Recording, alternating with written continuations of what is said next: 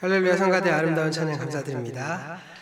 우리 앞뒤좌우 네 분씩 평화 인사 나누겠습니다. 내가 더 많이 사랑합니다. 인사 나누겠습니다. 또 한 번 인사 나누겠습니다. 말씀에 큰 은혜 받으세요. 인사 나누시겠습니다.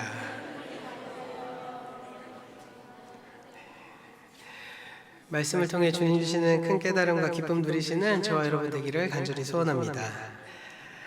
창세기의 창조 이야기에는 인류의 비극이 선악과를 따먹음에서 비롯되었다고 말하고 있습니다.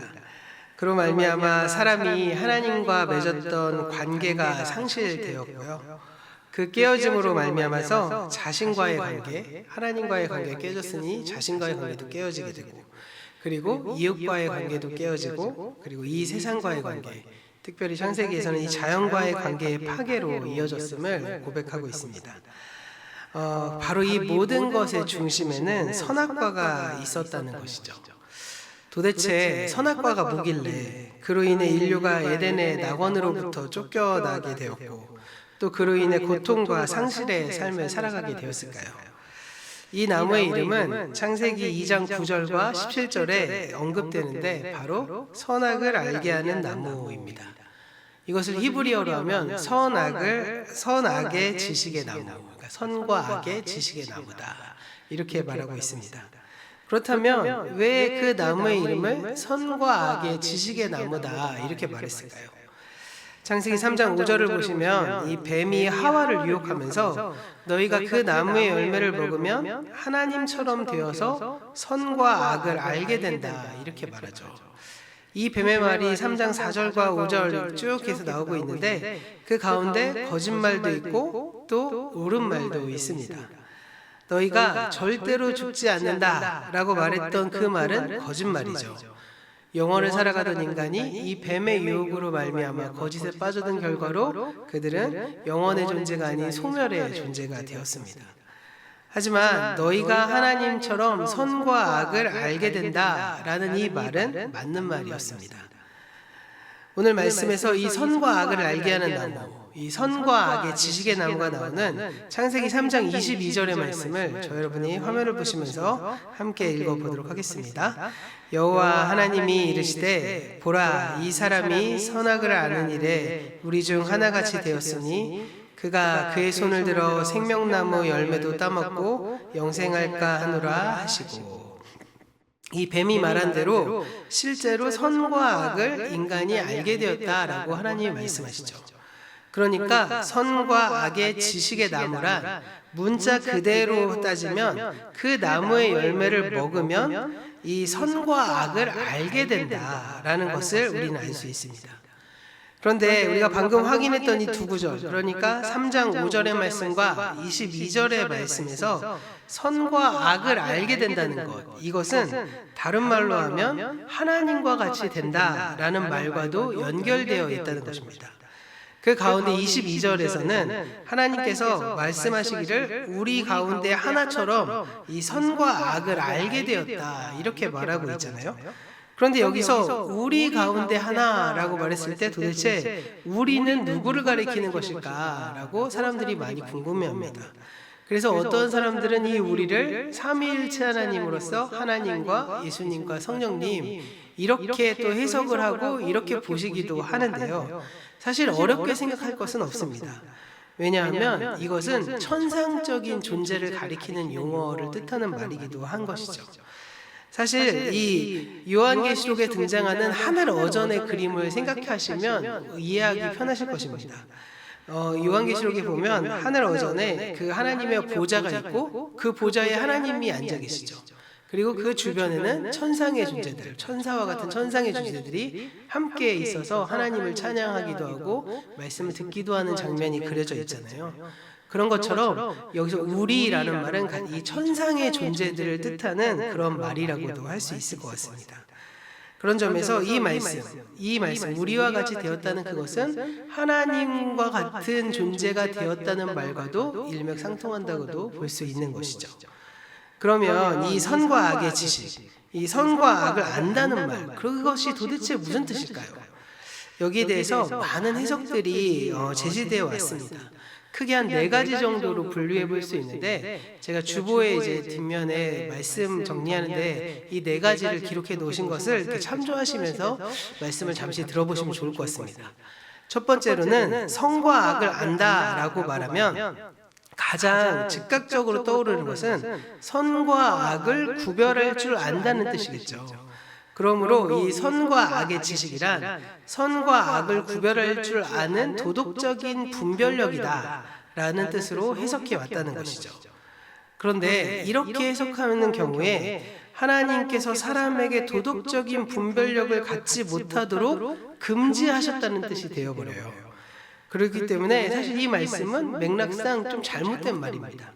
해석으로는 참 좋은데 그 해석이 그 말씀에 적용이 되면 하나님께서 이 에덴 동산에 선악을 알게 하는 나무를 주시고 그 나무의 열매를 먹으면 하나님과 같이 되어서 선과 악을 구별할 줄 아는, 선과 이 도덕적인 것을 구별할 줄 아는 능력을 주시는 것이라는 거예요. 그러니까 말이 좀 안 되지 않습니까? 사실 그런데 성경에서 가만히 보시면 이 분별력은 매우 중요하게 사용됩니다.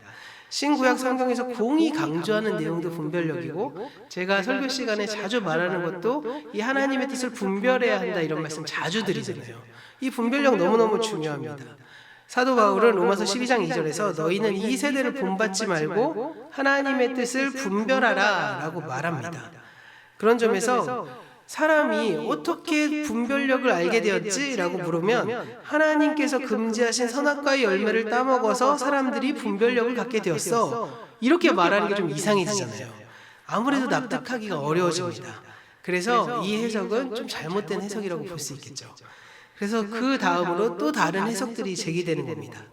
두 번째 해석은 이 선과 악의 지식을 하나님처럼 모든 것을 알게 되는 전지적 지식으로 해석하는 것으로도 볼 수 있다고 말을 합니다. 태초에 하나님이 하늘과 땅을 창조하실 때 여기서 하늘과 땅이란 하늘 끝에서 땅 끝까지 전 지구적으로, 전 우주적인 것을 창조하셨다는 말이기도 하잖아요. 그와 마찬가지로 선과 악이랑 가장 선한 것부터 가장 악한 것까지를 뜻하는 표현이다라고 해석하는 겁니다. 그런 점에서 이 선과 악의 지식은 가장 선한 것부터 가장 악한 것까지 세상의 모든 것을 아는 전지적인 지식이라고 이해하는 것이죠. 아담과 하와는 이 선악과를 따먹음으로써 하나님과 같은 이러한 전지적인 존재가 되고 싶어하는 야심을 드러냈다. 이렇게 해석하는 겁니다. 이것과 굉장히 비슷하지만 세 번째까지는 아니고 조금 다른 줄기의 입장에서 뭐라고 해석하는 사람들도 있냐면 이것은 계시를 통해서만 도달할 수 있는 하나님의 영역 속에 섞여 있는 신적인 지혜를 가리키는 거야. 이렇게 설명하기도 합니다. 아담과 하와는 이 하나님의 계시를 통하지 않고 자기의 능력으로 이러한 지혜에 도달함으로써 하나님 없이 살기를 추구했다. 이렇게 해석하는 겁니다. 이러한 모든 해석들 참 일리 있는 해석이긴 하지만 사실 3장 이 말씀, 이 해석 역시도 3장 22절의 말씀과 충돌하기 시작합니다. 창세기 3장 22절에서요. 하나님은 이 사람이 우리 가운데 하나처럼 선과 악을 알게 되었다. 이렇게 말씀하시잖아요. 만일 이 선과 악의 지식이 전지적인 지식 혹은 계시를 통해서 도달할 수 있는 지식이라면, 신적인 지혜라면 아담과 하와는 선악과 열매를 따먹음으로써 그 지식을 알게 되었다는 거죠. 그런데 그 아담과 하와인 후에, 그 후에인 우리들이 이런 전지적인 지식을 다 알고 있는 존재입니까? 그러지 않잖아요. 사실 우리의 상황을 보면 그렇지 않고요. 더 나아가서 성경에서 선악과를 따먹고 아담과 하와가 이 따먹은 이후에 그들이 알게 된 주요한 사실 가운데 하나는 그저 그들이 벌거벗었다는 사실뿐이었습니다. 그래서 이 두 번째 해석도 만족스럽지 않습니다. 그런 점에서 이 선악과를 따먹고 알게 된 것이 그들이 벌거벗었다는 사실에 착안해서 이 선과 악의 지식이란 성에 대한 알을 가리킨다라고 해석하는 사람들도 있는데요. 이러한 세 번째 해석을 지지하는 경우는 거의 없습니다. 이것은 그냥 맥락과도 맞지가 않기 때문입니다. 성에 대한 지식이 본래 천상의 존재에만 허락되고 지상의 존재에게는 허락되지 않는다면 이 말이 안 되는 얘기잖아요. 예수님께서 우리에게 복음서에서 뭐라고 말씀하셨냐면 하늘에는 시집가고 장가가는 일이 없다고 말했습니다. 그러면 천상적인 존재들에게 성에 대한 지식이 뭐가 그렇게 필요하겠습니까? 그리고 이 관점은 그것이 왜 선이고 그것이 왜 악이라고 불리는지에 대한 설명조차도 해주지 않기 때문에 이 세 번째 해석도 근거가 없는 해석입니다. 지금까지 이 세 가지의 그 입장, 이 세 가지의 해석은 모두가 다 하나의 포인트를 가지고 이야기하는데 그것은 바로 선과 악의 지식의 내용의 관점으로 초점을 맞춰서 말하고 있다는 것입니다. 그래서 네 번째 관점은 조금 다른 관점으로 선과 악이라는 이 나무를 통해 알게 되는 지식이 그 지식의 내용을 가리키기보다는 하나님의 명령에 어떻게 반응하느냐에 따라서 나오는 결과물이다라고 해석하는 경우들도 있습니다. 하나님의 명령에 순종하면 선이 되고 하나님의 명령에 불순종하면 악이 되기 때문에 이 선과 악을 알게 하는 나무다. 선과 악의 지식의 나무다. 이렇게 부른다는 것이죠. 그런데 이건 역시도 죄송스럽지만 3장 22절의 말씀과 조화되기가 어려워집니다. 그래서 이러한 여러 가지 해석들, 막 수많은 해석들이 있지만 그 어느 해석도 만족스럽지 않게 되었다는 것이죠. 그런 점에서 우리는 오늘 말씀에서 하나님께서 이 선과 악을 알게 하는 나무, 선과 악의 지식의 나무, 이것을 다시금 고민하고 다시금 해석해야 될 필요가 있다는 것입니다. 선과 악을 안다는 말, 도대체 그것은 무슨 뜻이겠습니까? 위에 제시됐던 이 네 가지 해석 가운데 가장 첫 번째 해석, 그러니까 선과 악의 지식을 선과 악을 구별할 줄 아는 지식으로 이해하는 그 관점을 두고 거기서 조금 더 다른 각도로 오늘의 말씀을 좀 정리해 보고자 합니다. 2장 9절의 말씀은 이 말씀, 선악을 알게 하는 나무가 나오는 첫 번째 말씀인데 이 말씀을 우리가 함께 화면을 보시면서 읽어보도록 하겠습니다. 여호와 하나님이 그 땅에서 보기에 아름답고 먹기에 좋은 나무가 나게 하시니 동산 가운데에는 생명나무와 선악을 알게 하는 나무도 있더라. 이 선과 악을 알게 하는 나무가 처음 등장하는 장면인데요. 이 장면에 악이라는 단어, 히브리어로 말하면 라라는 이 단어가 처음으로 등장합니다. 창세기는 한 주간의 창조를 쭉 서술하면서 7번이나 반복하면서 하나님이 보시기에 좋았더라 라는 말이 계속 나옵니다. 여기서 좋았다 라는 말이 히브리어로 토브인데요. 이 토브, 이것은 선과 악의 지식의 나무의 선에 해당되는 단어도 토브입니다. 그런 점에서 하나님께서 이 모든 것을 선하게 창조하셨다는 것이죠. 그런데 이 선과 악의 지식이라는 말, 이 선과 악을 안다는 말, 이 말 안에는 가만히 생각해보면 어디선가 악이라는 존재가 있다는 것을 상정해 두고 한 말이라는 것이죠. 우리는 선하면 반대로 악이 떠오르기 때문에 이게 굉장히 익숙하잖아요. 근데 처음 창조를 한번 생각해 보자고요. 처음 7일간에 하나님께서 천지를 창조하시고 인간까지 다 창조하셨습니다. 하나님이 보시기에 심히 좋았죠. 그러면 그 순간 그곳에는 악이라는 게 있었을까요? 없었겠죠. 악은 터럭만큼도 없는 상황입니다. 그렇기 때문에 이 세상 모든 곳에서는 악이 없는 오직 선만이 있는 상황에서 하나님이 동산 한가운데 선과 악을 알게 하는 나무를 주셨다는 거예요. 그렇다면 악이라는 존재, 악이라는 대상이 어느 곳에서는 분명히 있다는 것을 전제하고 지금 말씀이 나오고 있다는 것이죠. 그런데 인간 세상에는 악이 없었습니다. 그러므로 이 악은 인간 세상 밖에 있었다고 우리는 보아야 한다는 것이죠. 사실 성경은 이 악의 기원이던 사탄의 기원이던 마귀의 기원이던 이것이 나오고 있지는 않습니다. 하지만 이것은 초월의 영역에서 인간 세상 밖에서 이미 존재하고 있었다는 사실을 충분히 근거로 해서 말씀이 드러나고 있음을 우리는 부정할 수는 없다는 것이죠. 그런 점에서 이 악이란 초월의 영역에서 하나 인간 세상에는 없었던 상황 속에 있었다는 것을 생각하시면서 오늘 말씀을 다시금 쭉 이렇게 따라오셔야 돼요. 하나님께서 이 세상을 선하게 창조하셨기 때문에 여기에서의 선은 그러니까 악과 대조되는 선을 의미하는 것이 아닙니다. 그냥 완전한 샬롬, 완전한 선함, 이것을 상징하는 선이라는 뜻이죠. 그런 점에서 이 선이 어떻게 보여지고 있냐? 창세기 2장 16절과 17절이 그것을 보여주고 있습니다. 우리 2장 16절과 17절 화면을 보시면서 함께 읽어보도록 하겠습니다. 여호와 하나님이 그 사람에게 명하여 이르시되 동산 각종 나무의 열매는 내가 임의로 먹되 선악을 알게 하는 나무의 열매는 먹지 말라. 내가 먹는 날에는 반드시 죽으리라 하시리라. 16절에서 동산에 있는 모든 나무의 열매는 내가 임의로 먹되 라고 말하죠. 이 임의로 먹되 라는 말이 무슨 뜻입니까? 먹고 싶은 대로 먹어라 라는 말입니다. 하고 싶은 대로 해라. 이렇게 사람에게는 모든 것이 허용되었다는 거예요. 완전한 자유를 누리는 겁니다. 왜 먹고 싶은 대로 먹고 하고 싶은 대로 해도 될까요? 선했기 때문이죠. 이 모든 것이 선했습니다. 인간의 의지, 인간의 뜻, 인간의 생각이 모든 것이 선했기 때문에 마음대로 해도 되는 거예요.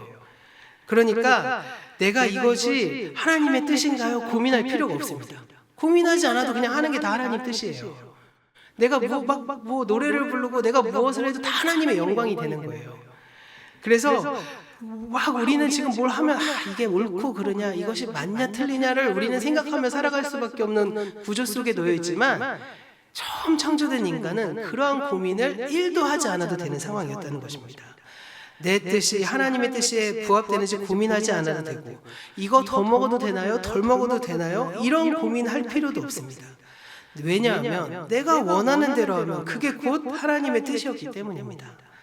아담과 하와는 오직 선만 알고 있었을 뿐 악은 터럭만큼도 알지 못하기 때문에 결국 사람의 속에는 오직 선만 있고 악이 존재하지 않았기 때문에 무엇이든지 원하는 대로 먹어도 무엇이든지 하고 싶은 대로 해도 그것이 곧 하나님의 뜻이 되고 하나님의 영광이 되는 것입니다. 그런데 거기에 단 하나의 조건이 있었다는 거죠. 뭐죠? 선과 악을 알게 하는 나무의 열매만은 먹지 말아라. 이것입니다.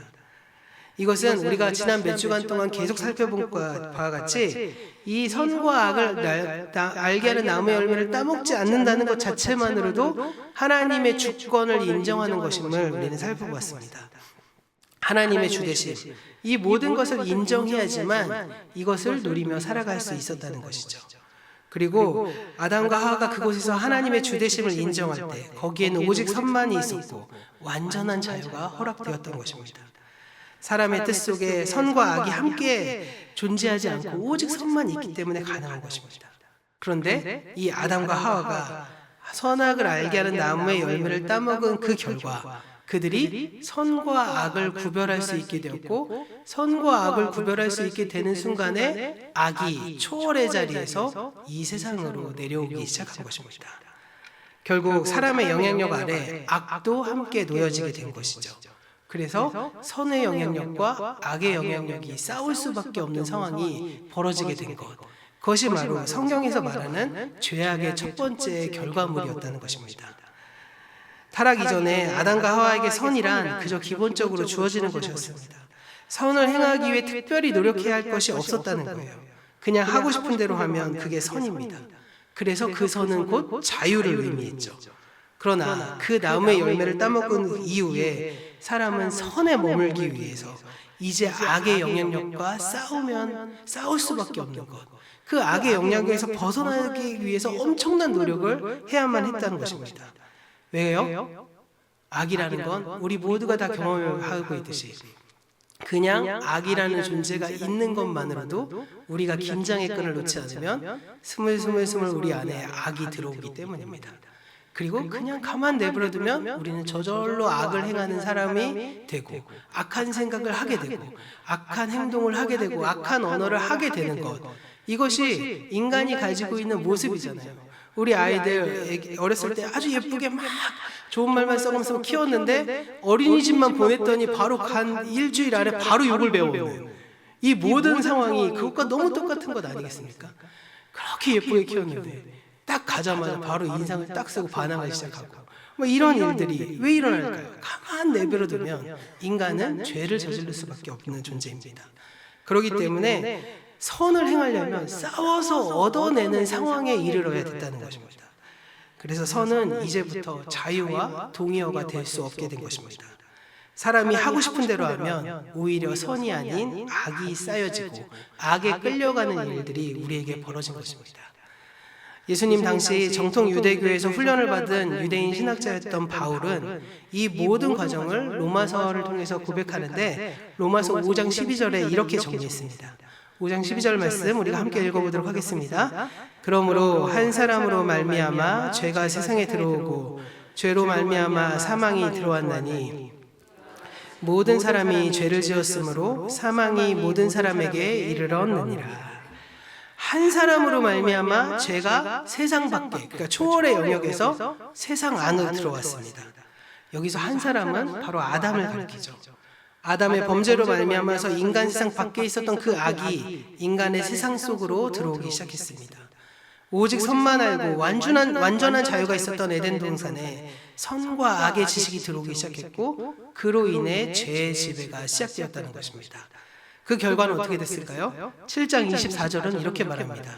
이 말씀도 우리가 함께 읽어보도록 하겠습니다. 오라 나는 공고한 사람이로다.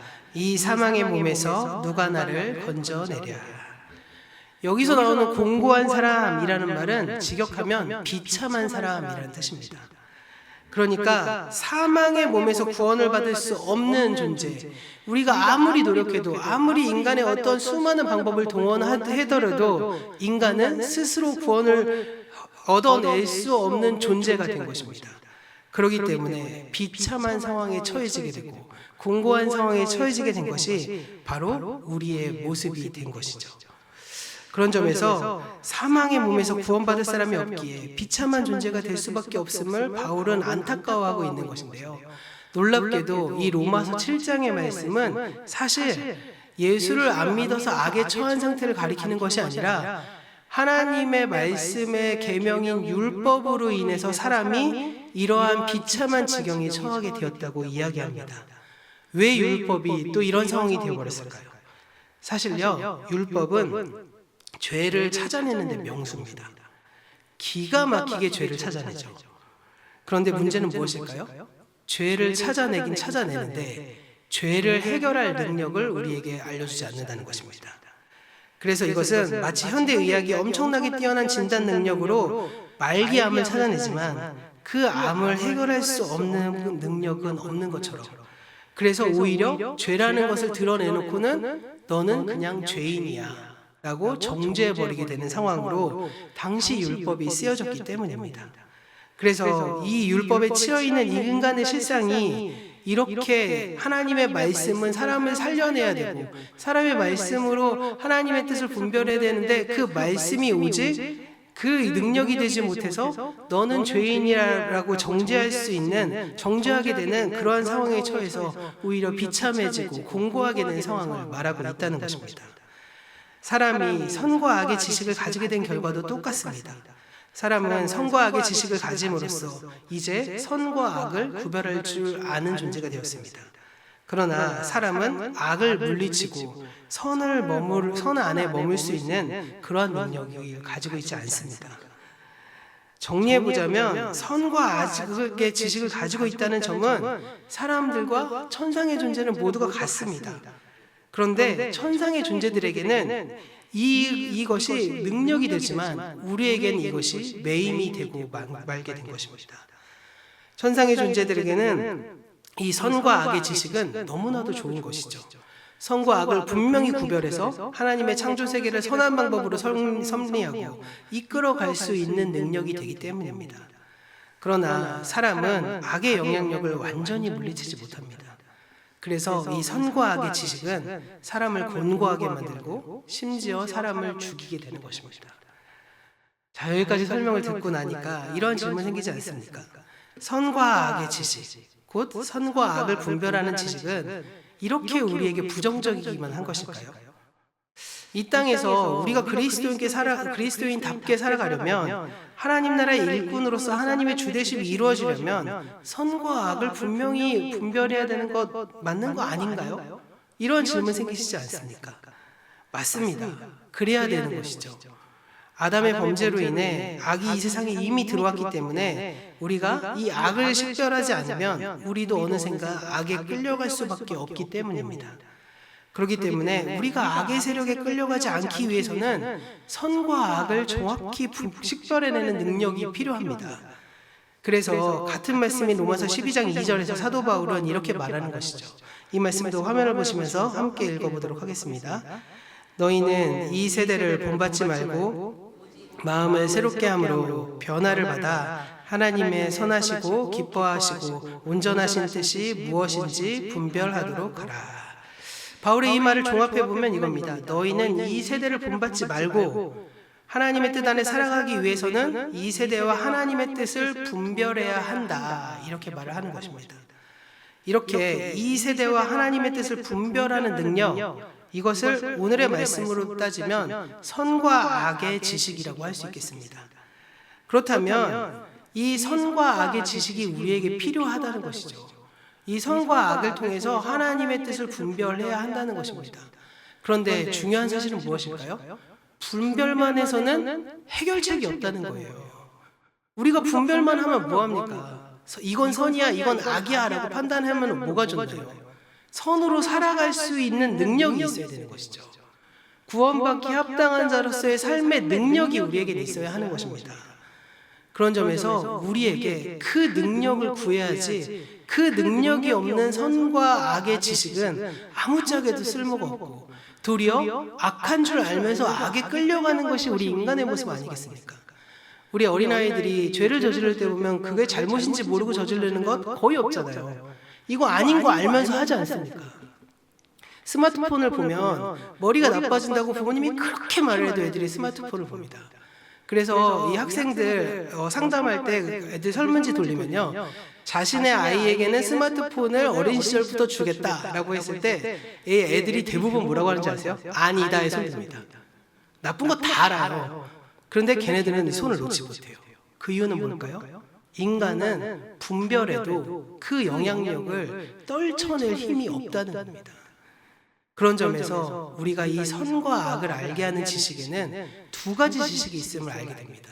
하나는 무엇일까요? 사람을 살리는 선과 악의 지식이 있다는 것이고, 또 한 가지는 사람을 죽이는 선과 악의 지식이 있다는 것이죠. 사람을 죽이는 선과 악의 지식은 무엇입니까? 바로 율법과 같은 것입니다. 이 율법으로 사람과 사람 사이에 지선을 긋고 너는 죄인이고 나는 의인이야. 그래서 그 너는 죄인이니까 우리와 함께 살면 안 돼 라고 하는 경계를 긋고 구별해서 사람을 죽이고, 심지어는 그 죄인임을 내면으로 해서 자기의 정죄감에 빠지고 남을 정죄하는 데 쓰여지는 그런 사람을 죽이는 지식이 있다는 것입니다. 그래서 그 지식이 깊어지면 깊어질수록 정죄감이 깊어지고 죄책감은 무거워집니다. 이것이 바로 사람을 죽이는 선과 악의 지식이겠죠. 반면에 사람을 살리는 선과 악의 지식은 사람을 자유하게 하는 데 사용됩니다. 다른 사람을 자유롭게 하고 나 자신도 자유롭게 하는 것이죠. 왜냐하면 사람을 살리는 선과 악의 지식은요, 이 세대와 하나님의 뜻을 분별하고 오직 우리 안에 하나님의 주되심을 확장하는 능력이 있기 때문입니다. 그런데 우리가 방금 말씀드린 것처럼 그 능력이 어디로부터 오는 거죠? 그 능력이 우리는 나로부터 오는 것이 아닌 오직 예수 그리스도로밖에 오지 않는다는 것, 우리가 이것을 기억해야 한다는 것입니다. 우리가 선과 악을 구별할 수 있는 인간의 능력은 이미 본능으로 혹은 윤리적인 감정으로 다 알고 있습니다. 하지만 이 비참한 상황에서 해결될 수 있는 유일한 방법은 바로 예수 그리스도를 통해서만 우리에게 주어진다는 것을 우리는 꼭 깨달아야 한다는 것이죠. 그렇기 때문에 우리는 예수 그리스도를 의지하며 살아가야 하는 것입니다. 다시 로마서 5장으로 돌아가서 5장 17절에서 사도 바울의 말을 한번 함께 읽어보도록 하겠습니다. 이 말씀은 세 번역으로 읽겠습니다. 아담 한 사람의 범죄 때문에 그 한 사람으로 말미암아 죽음이 왕노릇하게 되었다면 넘치는 은혜와 의의 선물을 받은 사람은 예수 그리스도 한 분으로 말미암아 생명 안에서 왕노릇하게 되리라는 것을 더욱더 확실합니다. 아멘. 예수 그리스도는 아담으로 인해 인류에게 닥친 죽음의 운명을 생명으로 전환시키신 분이십니다. 예수 그리스도를 통해서 인한 우리의 모든 변화는 우리의 삶의 모든 영역에 미칩니다. 아담을 통해 들어온 선과 악의 지식으로 인해 죽음이 왕노릇하게 되었지만 예수님께서는 그 지식을 변화시켜서 이 세대와 하나님 나라를 식별하게 만드는 선한 분별력을 우리에게 허락해 주십니다. 그것이 바로 사도 바울의 말대로 하면 하나님 나라의 의의라고 하는 것입니다. 그리스도인들 안에는 바로 이러한 능력이 있는 것이죠. 나로부터 오는 능력이 아니라 하늘로부터 오는 능력. 하나님께서 우리에게 부여해 주신 예수 그리스도 안의 능력으로 우리는 하나님 나라를 이루며 살아갈 수 있는 것이고, 그 선과 악의 지식이 분명히 이 세상에서 똘똘 뭉쳐서 악이 영향력을 미치고 있지만 그 악이 무엇인지 우리가 분별하면서 악의 매임에서 우리가 풀어져서 선을 이루어낼 줄 아는 능력이 우리에게는 있다는 것입니다. 선과 악을 알므로 악의 지배를 벗어나지 못하는 이 무능력이 아니라 비록 악의 지배를 경험하며 살지만 그 악을 정확히 식별하고 하나님의 주되심에 우리 자신을 온전히 내어드림으로 인해서 우리 안에 하나님의 나라가 이루어지게 만들고 그 놀라운 능력이 우리 안에 이미 주어져 있다는 것입니다. 구원이란 타락 이전에 온전한 샬롬으로 돌아가는 것이죠. 그리고 온전한 샬롬으로 돌아가면서 하나님 나라의 완전한 그 나라를 상상할 수 있어야만 합니다. 제가 예전에 설교를 하면서도 말씀 몇 번 드렸는데 우리는 하나님의 나라를 꿈꾸고 상상하는 일이 많이 부족하다라고 말씀드린 거 기억나십니까?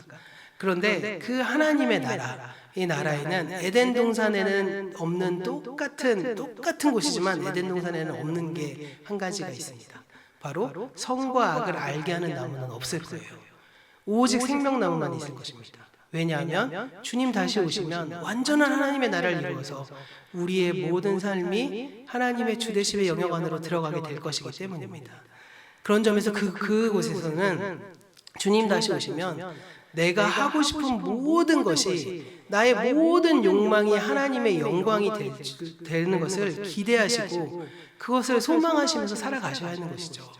하나님의 영광을 위해 살아가는 것 얼마나 기쁘고 감격스러운 일입니까?